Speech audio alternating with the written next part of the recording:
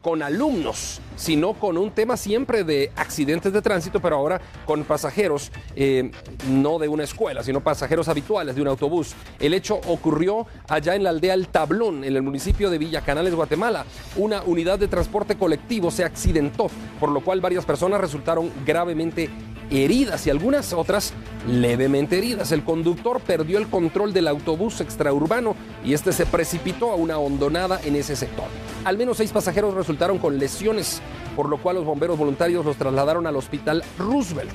Ahí tenemos también las imágenes en pantalla sobre este autobusazo. Desembarrancó. Tras la emergencia corrió el rumor de que una persona había fallecido. Sin embargo, los socorristas dijeron que no, que solamente estaban heridos afortunadamente los pasajeros en mención.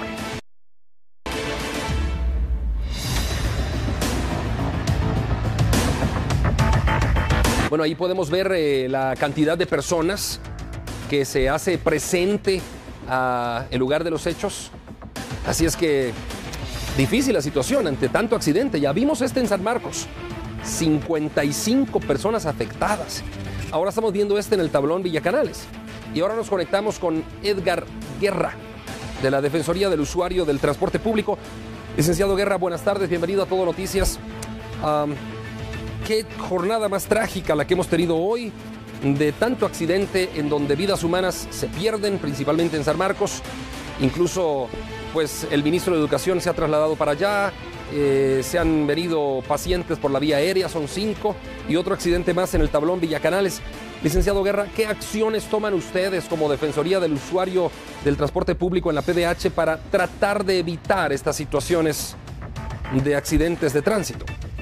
Buenas tardes, licenciado Carías. Pues cabalmente, esa es una de las funciones de la institución del Procurador de los Derechos Humanos, la supervisión de la administración pública.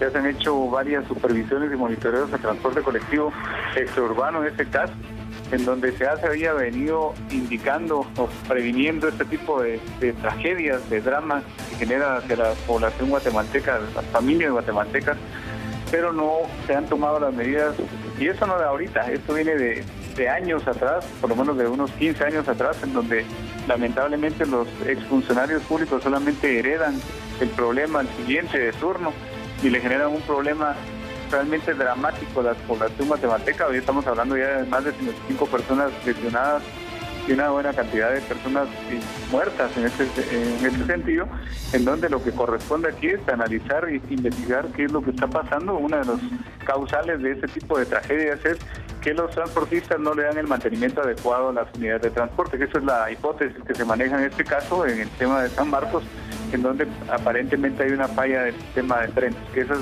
pues la justificación de muchos de los hechos viales, que no se pueden calificar realmente de accidente, porque el accidente, recordemos, es algo fortuito, fuera del alcance o de la voluntad del ser humano, porque estamos hablando de cosas que sí se pueden evitar, pero que no hay una voluntad para poderla resolver.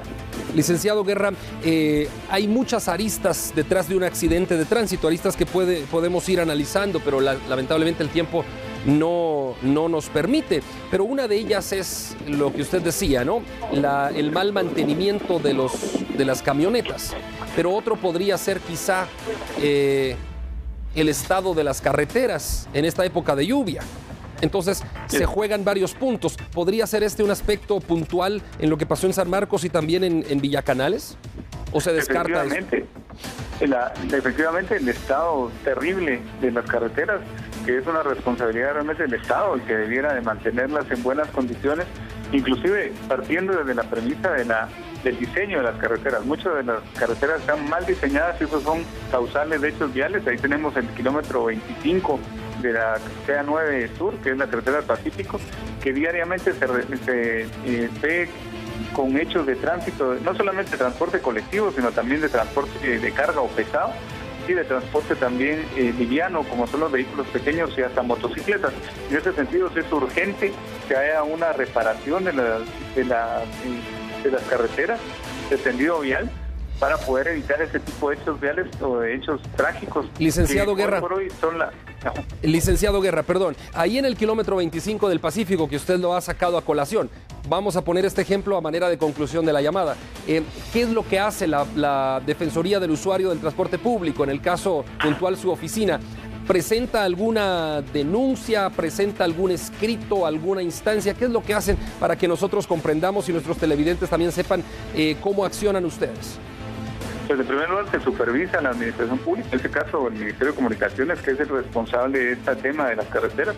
Se le dan los hallazgos que hay en este sentido, que han habido abundantes hallazgos, y ya el funcionario público de turno, en este caso ministros, viceministros, deben de actuar de acuerdo a los hallazgos encontrados y pues hacer el cambio pertinente para evitar estos hechos viales. Aquí un dato importante es que la muerte de personas en este país, la segunda causa de muerte en este país son hechos viales.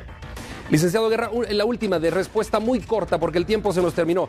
¿Qué hace la Defensoría del Usuario de la PDH en el caso de las familias que han perdido un ser querido ahora en este accidente de San Marcos y de los heridos? ¿Ustedes les dan algún tipo de acompañamiento como PDH? Afirmativos, el acompañamiento se le da incluso durante el tema del resarcimiento que tienen derecho ellos, ya que hay una ley que obliga a los transportistas a contratar un seguro de transporte urbano obligatorio y que deben pagarle a las personas que resulten lesionadas o a los familiares de las personas que resulten fallecidas. Muchas gracias, licenciado Edgar Guerra, de la Defensoría del Usuario del Transporte Público de la PDH.